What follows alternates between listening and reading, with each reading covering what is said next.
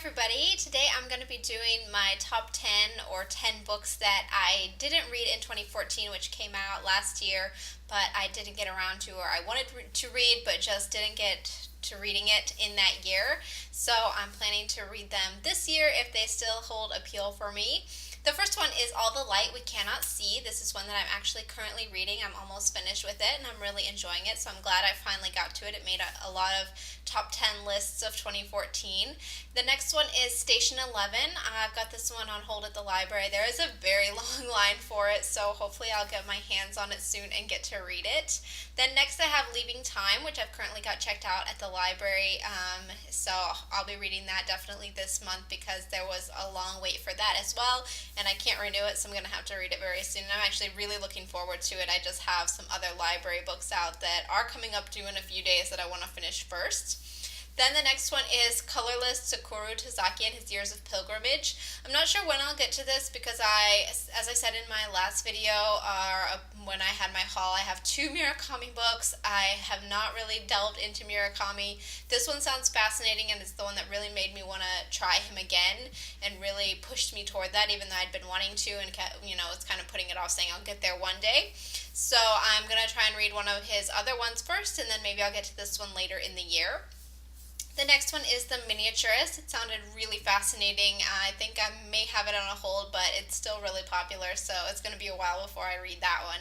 The next one is The Book of Strange New Things. This was actually the very first book I read this year, and I've already finished it, and I really enjoyed it, and I'll probably be making a video on that soon as well. Next is The First 15 Lives of Henry August, a science fiction book that sounds really fascinating. Then there's How to Be Both, which also sounds really interesting. The way that it's written, the style, how it's two stories, and you never know, how it's going to turn out based on which story you read first. I heard all about it on Books on the Nightstand, and it just sounded really fascinating. Then we have The Bone Clocks, which also sounds really interesting. The plot sounds very unique, and it's supposedly excellent. And lastly, I have The Narrow Road to the Deep North, which I think technically came out in 2013, but it did win the Man Booker in 2014. A lot of people were raving about it in 2014, so I want to read that as well.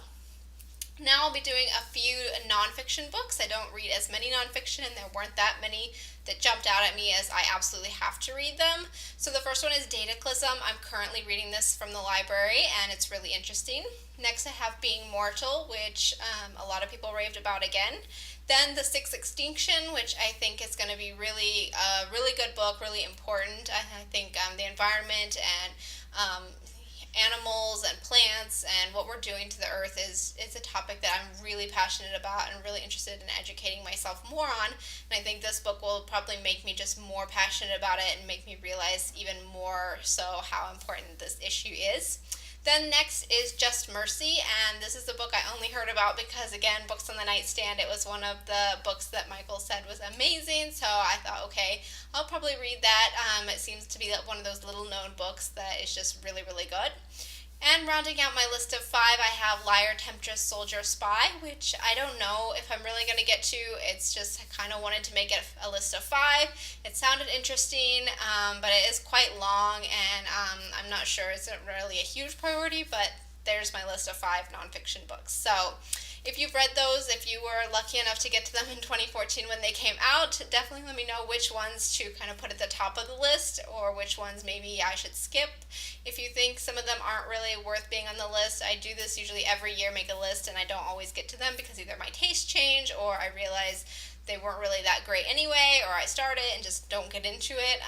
But we'll see how it goes this year. I think my fiction list is one that almost all of them on there look really, really good.